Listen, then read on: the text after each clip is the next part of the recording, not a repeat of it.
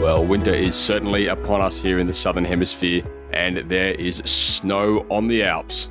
If that appeals to you, then I would thoroughly encourage you to head across to thesiteshed.com/events and check out the program we're running called Learn and Ski. In August this year, we'll be taking a group of business owners over to the lovely Wanaka in New Zealand, where we will be partaking in a ski workshop. We will be skiing in the mornings, and then we will be workshopping in the afternoons, and then in the evenings we will no doubt be checking out the bars and restaurants of Wanaka in New Zealand. It's a beautiful spot, and there's some great mountains there. So if that's something that appeals to you, come along. It's basically a tax-deductible trip, and I've put that together because I want to help you guys find a way that you can take a bit of time out, get along, invest in yourselves, invest in your business, and learn some cool stuff that you can implement into your company while you also get a few runs in on the hill. So it's going to be a load of fun. There's a bunch of really cool people coming along. If it sounds like something you want to do, head across to thesiteshed.com/events.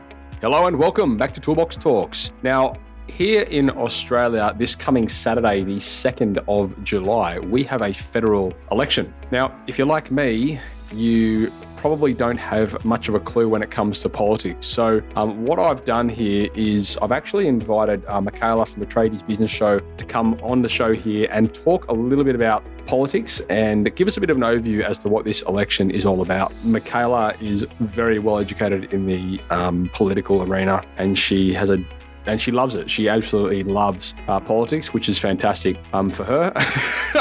Not so much for me. However, I am trying to learn. So if you are interested, I mean, look, we all have to vote here in Australia. If you're over 18, you've got to vote. We may as well, I suppose, get a bit of education in the space of what we're voting for. And that's the reason why I've invited Michaela on the show today, so she can give us a bit of an insight as to, different parties, and then maybe give us a bit of advice into how we can research what the different parties and local candidates represent. So this is a very interesting podcast. I learned a lot, and I hope you will too. And once again, don't forget to get out there and vote this coming Saturday, the 2nd of July. It is a federal election, and you must do it.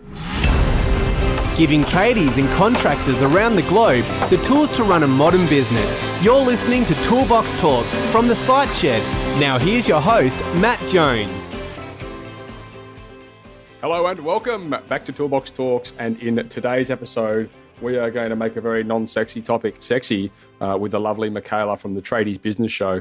She's joining us on the microphone today because I actually have no idea when it comes to politics. However, I know Michaela does, and I've asked her to come on the show as we have an upcoming election this Saturday, the 2nd of July.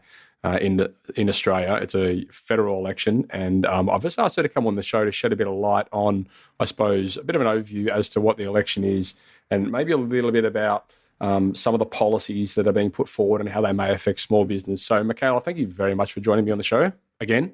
What do you mean politics isn't sexy? Yeah, no, you're right. It's pretty hot. Yeah, I mean, this is the greatest day every 3 years, is the federal election. Like, how can you not be excited? Okay, I've already bagged the TV all day. My husband's going out and saying, don't even talk to me. It's like the footy grand final. They don't even talk to me.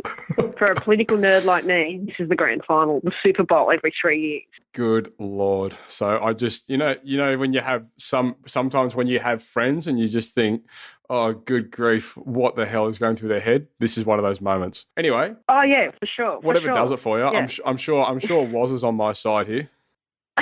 Well, I was really excited this year because we actually have a US election, which I watch just as badly, and an Australian election. So this is like a double whammy year. Good grief. It doesn't come around very often. It's like Nirvana. It is, yes. And Sky has its own election channel even, so that's just on an office all day. And I suppose the cream on top of the cake would have been the England leaving the Euro. Oh, how good was the weekend? I got to watch that on CNN all weekend. I know, it's really sad. I know. I just can't help. And then Saturday night, I actually went and to a people's forum where they asked the candidates a question, and Bill Shorten was in town. So I was like, oh my God, I get to actually go into the audience and ask some questions. Except they didn't pick me. Oh, you didn't get to ask one? Oh. No, I was, really disappointed. But hey, that's how I spent my Saturday night. I was all excited. No, joke's on him. I'm sure he's a huge listener of your show anyway. Of course. All right. Well, look, thank you for coming on the show. As I have alluded to, I'm not very, I don't know a lot about politics, and I suppose there are a lot of listeners out there that probably don't as well. I don't know why. Maybe coming from a trade background, I just got so disillusioned with the whole, people saying they're going to do something and not doing it, that I just sort of I decided to switch off after a certain point. But I know it's important, and I know that you are very well educated in this area, so. I suppose if you don't mind, I'd like to pick your brain a bit on, some of on this upcoming election, and maybe for some of our overseas listeners. Obviously, we've got a lot of people in the States that listen to this podcast, and maybe you can help us shed a bit of light on some comparisons between our political parties and theirs. Yeah, sure. Would love to. Like, have we got all day to record on this stuff? I'm hoping. No, so get to it. And I mean, it is really sad for me that someone loves the process, and I'm not politically aligned either side. I just love the process and the strategy, which is probably even more nerdy. So, what I get really disheartened is I hear so many people saying, I just don't care anymore. They're all liars and things like that. And yeah, they have done that to themselves. But it's so important we have a say. And I'm, very much have a say, and it doesn't matter who you're going to have a say for, but have a genuine reason of why you're doing that. It could be a donkey vote or whatever, but at least don't whinge if you have had a say. This is one thing that I've battled with over the years. Like you're saying, go and have a say, even if it's a donkey vote. Now, I've always kind of had the opinion that I've never really known enough about politics to, if I go forth and I do vote, which I do all the time, in case anyone's listening, I always struggle with going forward and putting in a donkey vote on the fact that I don't understand what I'm actually voting for. How do you tackle that? I mean, this is one of the reasons I suppose I wanted to have you on the show, so maybe you can shed a bit of light on, who I may want to be voting for. What's the point in going through and putting in a vote that you don't really know what it's counting towards?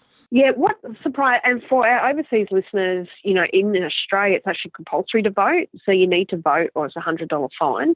So a lot of people, hate that they have to do it. So when they do it, they just, don't do it correctly so that the vote's not actually counted. And I recently was on a polling booth on a local election day, and I was shocked at how many people were coming to vote that had no idea walking in what they were voting for. Mm-hmm. And I was like, wow, this is so interesting. At least half the people walking in there don't know what they're doing. They're just doing it because they know they have to.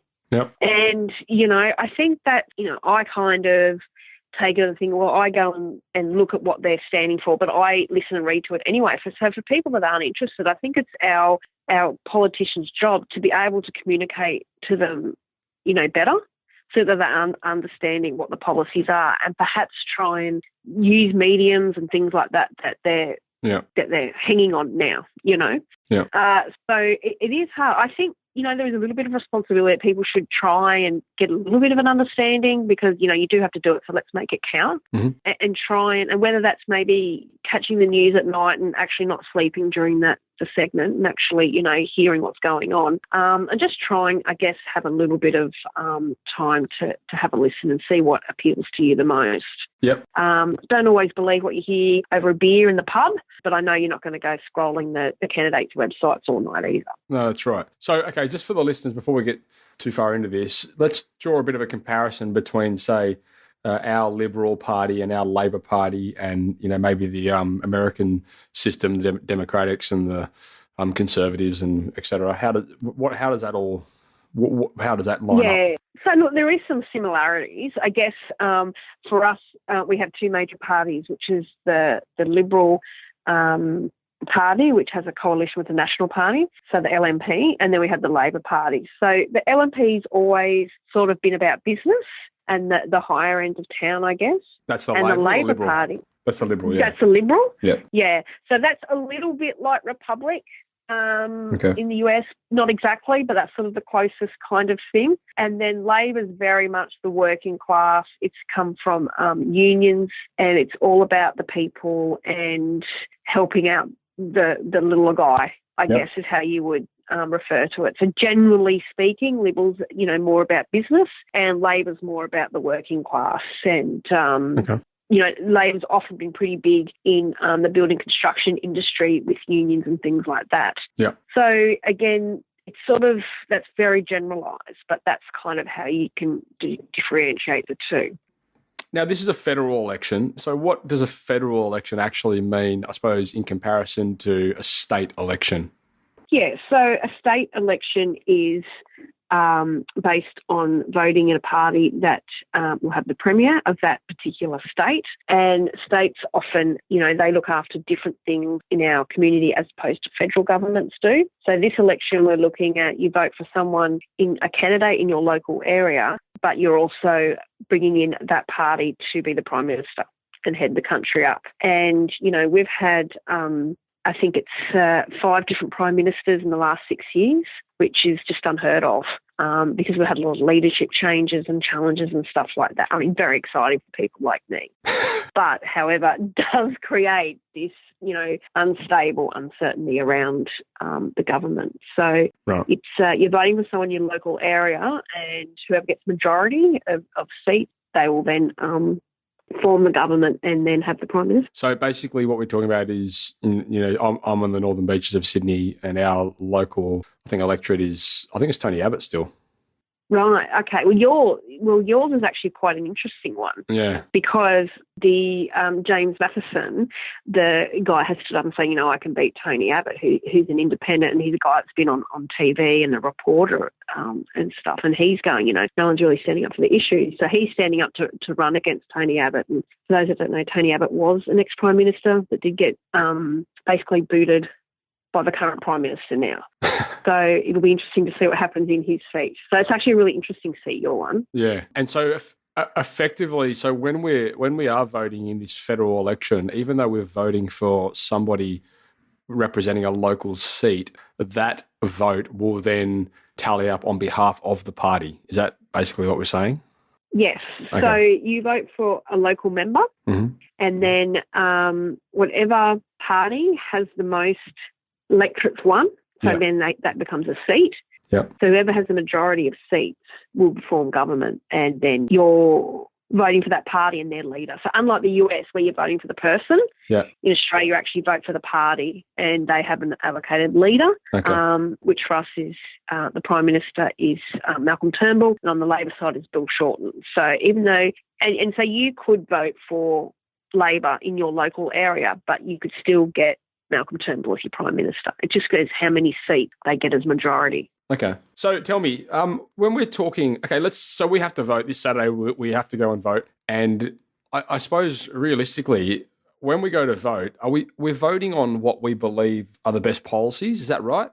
Well, yes, you should. Yeah. Vote on what the policies are, because really that's what, is going to be the outcome, hopefully. And a lot of people do vote on the person, not the leader, but really you got to look at what policies are in your local area that may affect you, as well as federal policies that will elect you, for example. So in the seat I'm in, a big hot issue is unemployment and also things like social issues, as well as the NBN. We have really bad internet in our area. So for us, a federal issue is the NBN. So you've got to look at what's sort of affecting you locally, but then what are the major policies that they're announcing that could affect you as well. Yeah, because I suppose when you look at it, NBN is important because it's going to affect you, but on the grand scheme of things, it's pretty irrelevant to the rest of the country or the well-being of the country. How do you differentiate between, you voting selfishly for something that you want yourself as opposed to something that's going to benefit, the good of the country?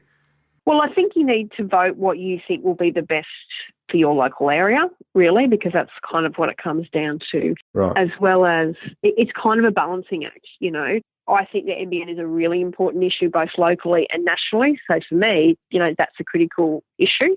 Yeah. But I think generally at a federal thing, we do need to really look at the bigger picture because it's the federal government that makes all the economic and social policies. So it really is important to try and get that balance between what, your local issues and those national issues as well. But because it's federal, most of the issues are national. It's different to your local state or local government where it's very, very localised. Yeah. So you do really need to look at what you think will be generally best for the nation. So I didn't mean to have a stab at you then with that NBN example. I was thinking more, say for example, you live in an area that does have NBN, and however there are areas that don't have NBN. Am I still going to be, would you still be voting for somebody that wants to put NBN forward across the country, even though you have it?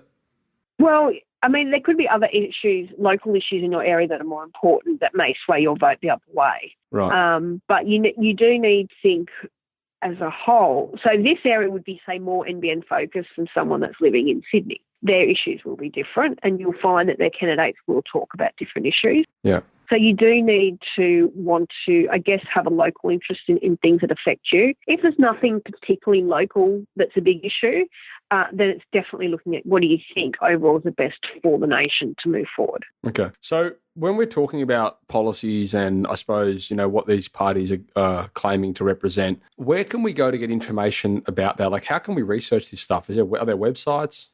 Yeah, sure. So each party has, so every candidate has their own website, and both their parties have their own website. But a lot of them this year are doing a lot on Facebook.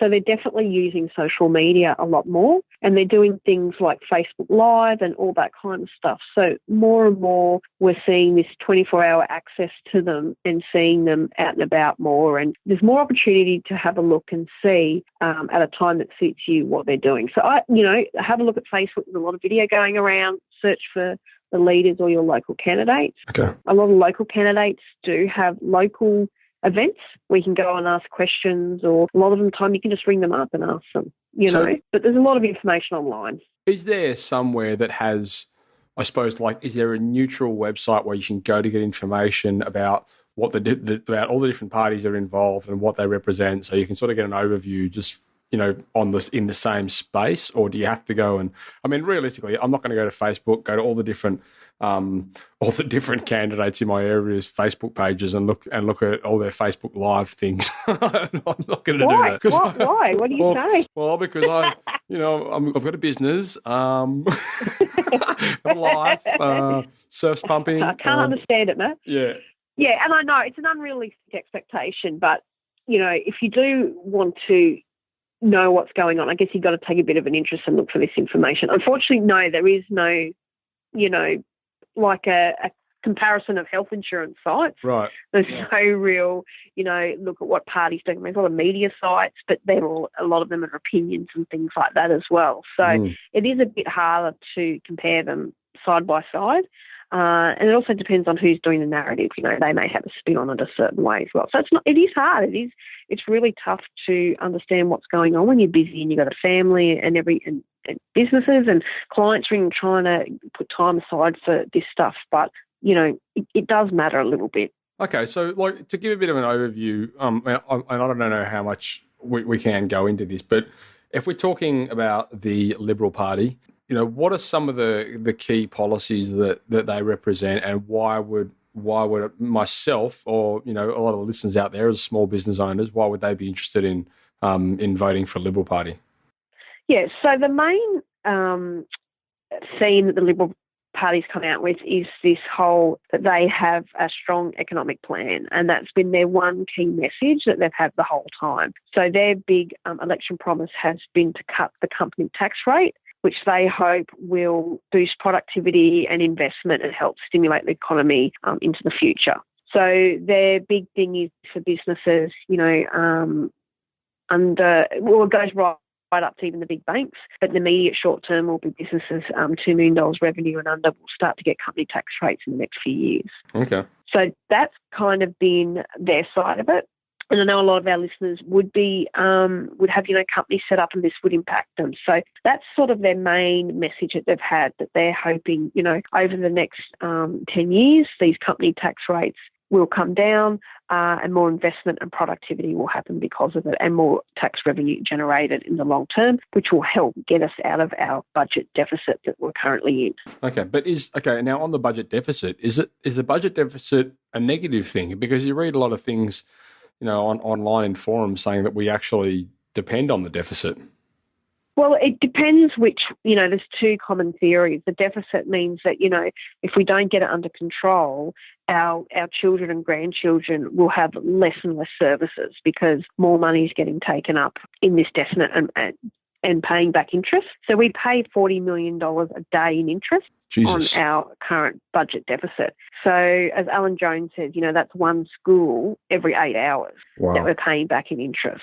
So we do need that budget deficit sometimes there, but ideally we want to be able to have a surplus so that we have reserves so that if there is a recession or we need extra services in a particular area, that there's money in the bank account to pay for it. So obviously, like most people, they don't want to be putting their money into interest repayments, and that's sort of what's currently happening. So the big difference here is both the parties have said in 10 years they'll get their budget back to surplus. Oh, wow. Both have said that. Yeah. And surplus means basically break even. Yes. And they both parties have said that. To get to it. Yeah. The big difference is that so they're both going to come back to surplus at the same time. The Labor Party is saying we're actually going to go into deficit more in the short term, but we'll get back to surplus in the long term because we need to spend money in health and education. And so we need to spend a bit more to help bring us back to surplus. Okay. Where the Liberal Party is saying, no, we need to rein back spending a little bit and get the deficit down as quick as possible. So they're the two, that's probably the major difference in the two parties this year. So Labor's saying we're going to spend more money in the short term, but we'll meet it at the same time that the other party's going to. And the Liberal Party is using this tax company cut, which will look at $50 billion. It's going to cost them in the next 10 years to do that company tax cut. Wow, okay. So how would that affect the example we used before, say with the NBN, which I didn't clarify earlier for the listeners, NBN stands for National Broadband Network, which is basically high-speed internet. Is that right? Yes. And it's a big issue in Australia because we used to be ranked 30th in the world, and then there's a change of government, and now we're at 61st in the world for the fastest internet. Mm-hmm. So that's pretty bad. Okay.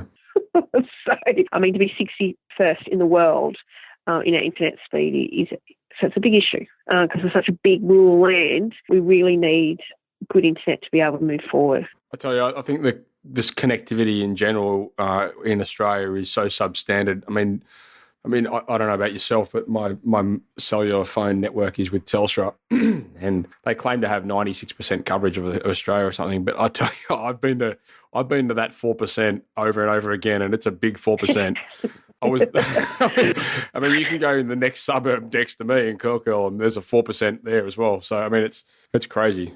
Yeah, and look, I know I live 10 minutes out of town, and for 2 minutes of that 10 minutes, I don't have any reception. Right, on your phone?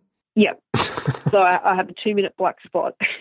So, and you know what, my internet's so bad at night that I can't basically do any online meetings or watch any live streaming at night. After 3 o'clock in the afternoon, wow. I basically have dial-up speed.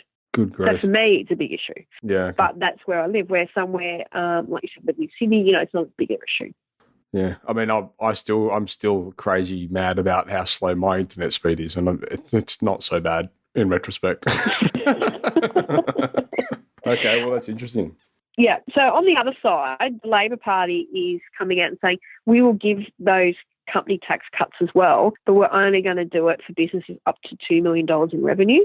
So that's a bit of a difference. That the Liberals are saying they're going to do it for everyone. Labor's going, well, look, we're going to target it to small business, and not your big multinational companies. So that's one difference. Yeah. Labor's also saying that they've got some policies out where they're going to put more apprentices and try and address the skills shortage in the trade industry. Mm-hmm. So they're saying for things like federally funded projects that they're going to look at having, a apprentice. 1 in every 10 has to be an apprentice on a job site. Yeah, so they're looking at providing more funding to TAFEs for skilled training rather than private colleges and things like that. Okay. And yeah, so there is a little bit of difference when it comes to maybe some issues that affect our listeners more than others. They really are trying to address some of these skills shortages that we're having and try and focus on apprenticeships and trade colleges as well. And I mean, this is a big issue, isn't it? I mean, when we're talking about the amount of money funding that's been pulled out of apprenticeships and training has been pretty substantial over the years. I mean, to be honest, now that you say that, I'm kind of torn between the two. I mean, yeah, obviously, as a business owner, the idea of paying less tax is pretty appealing. However, when I'm looking at the foresight for the country, we need skilled labour out there. That's it. And I mean, I know for our industry, it has been really tough. And looking at, you're seeing workers from overseas coming in, which that when they refer to these 457 visa workers, mm-hmm.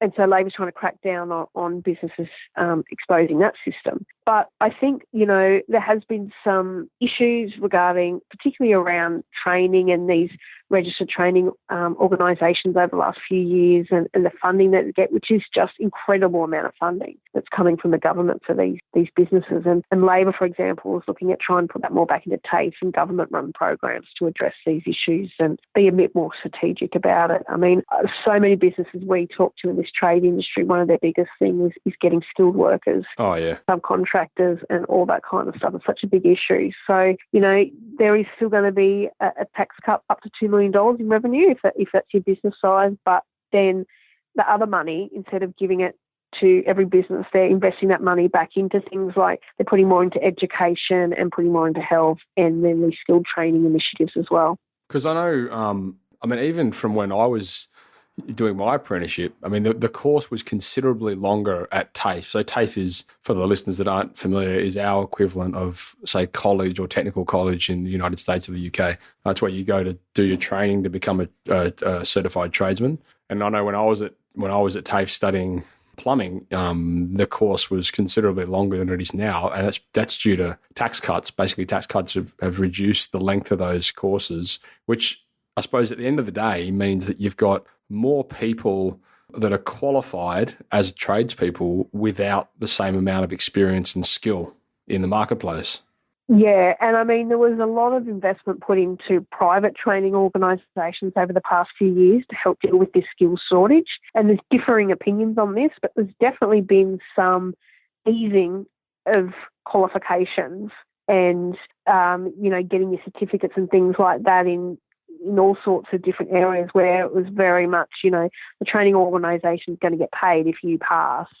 So it's really just a tick and flick kind of system. And so, there has been these issues around these workers coming out, and are they technically as skilled as what they used to be when they got trained? And, a lot of people are finding they're not. So putting the focus and money back into TAFE and making better qualified skilled workforce is going to have greater productivity and returns for the nation long term. That's the economic theory. What's the scenario where, so in Australia, as we've already discussed, we have, the Liberal Party and the Labor Party who are the main contenders. What's the scenario where, you've got, I won't call them outsiders, but parties, like the Greens, who are also, you can also vote for. However, if you do vote for them, then they typically are aligned with another party.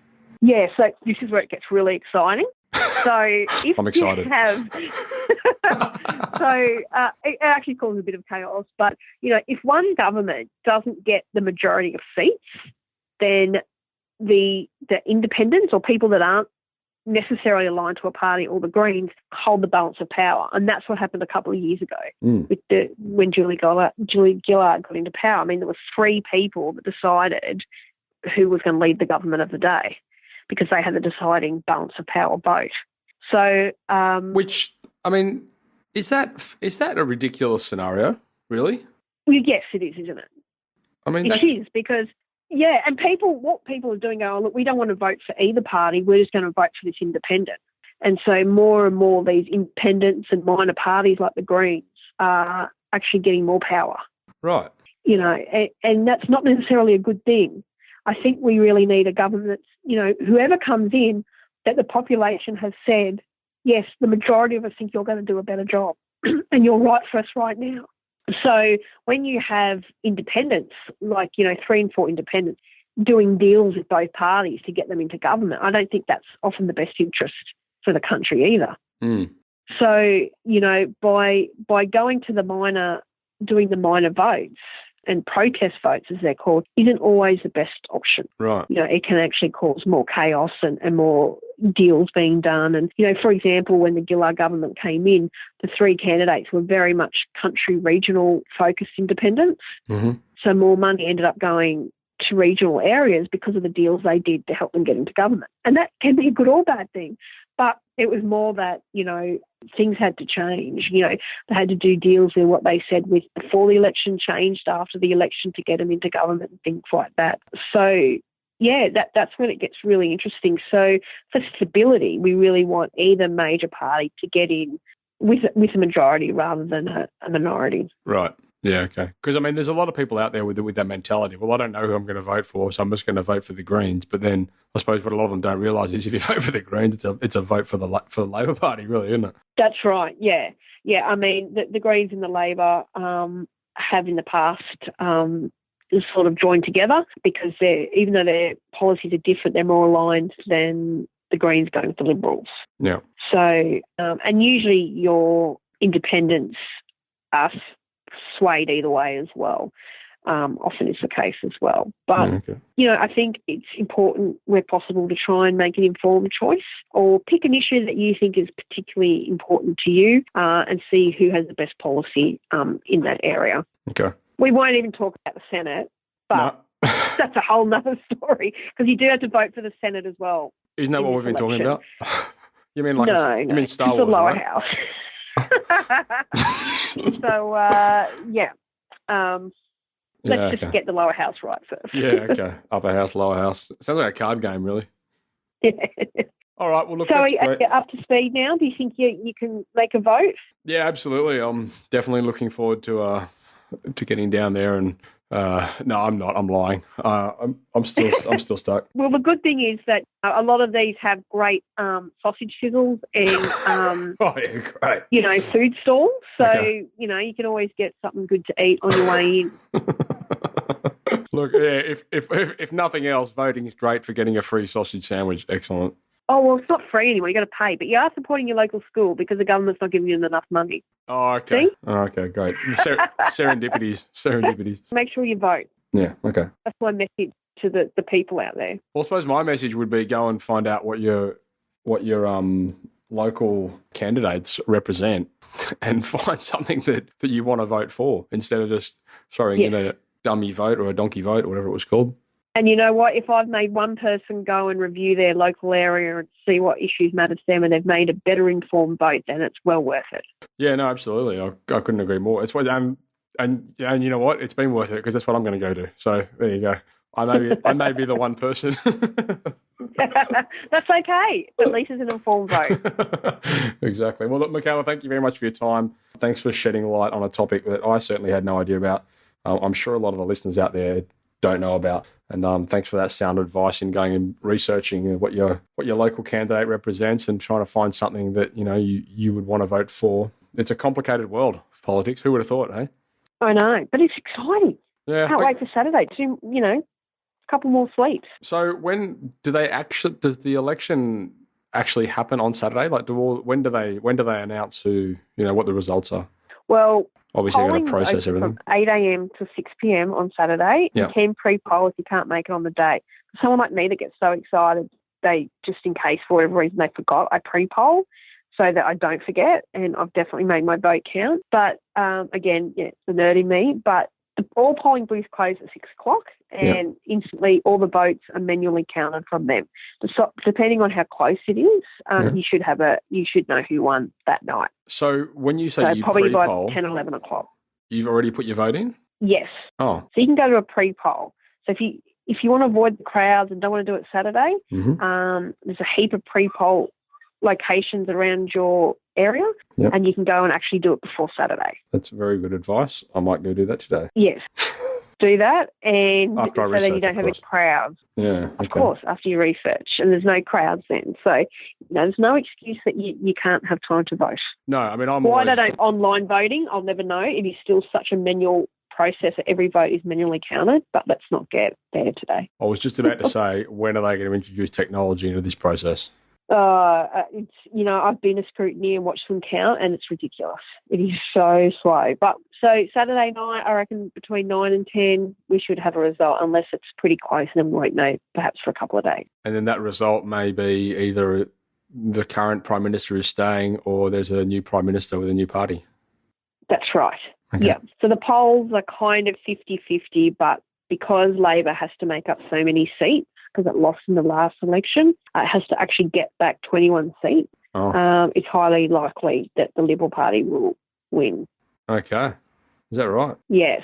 So even though it's about a 50-50 at the moment, Labor has to win the really tight seats and a lot of them to actually get back their losses from the last election. So it's probably looking more like we will have Malcolm as Prime Minister again.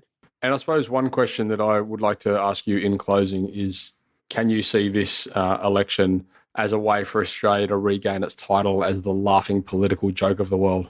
Look, if Bill Shorten comes in, I think that will be the 6th Prime Minister in 7 years, and that is a joke, really. And you reckon, is it not? Okay, well, I don't know. Is that a game winner? I mean, I don't know. I suppose it won't. I don't know. It may not last for too long, depending on what happens in the United States. So we'll see. Yeah, and is it stability? Is that what people want? Who knows? So get your beers ready and get in for a good Saturday night. Coverage starts from about 6 o'clock, everyone. All right, thank you, Michaela. No worries. That's awesome. So if you haven't already, head across to thesiteshed.com and register for our Toolbox Talks, where you'll be regularly sent great episodes just like this straight to your inbox, so you'll never miss one. If you want to join the community, you can head across to thesiteshed.com/members, where for a small monthly fee, you'll get access to regularly updated training material, as well as access to our forum, where you can mingle and collaborate with trade-based business owners just like you from all over the world. If you're enjoying this podcast, please head across to iTunes and leave us a 5-star review. We greatly appreciate it, and it helps us spread the word and reach the masses. Likewise, if you know anyone that might benefit from the content we create, then please go ahead and share this with them. You've been listening to Toolbox Talks by The Site Shed. For more great content just like this, head across to thesiteshed.com and join the amazing community of savvy trade-based business owners.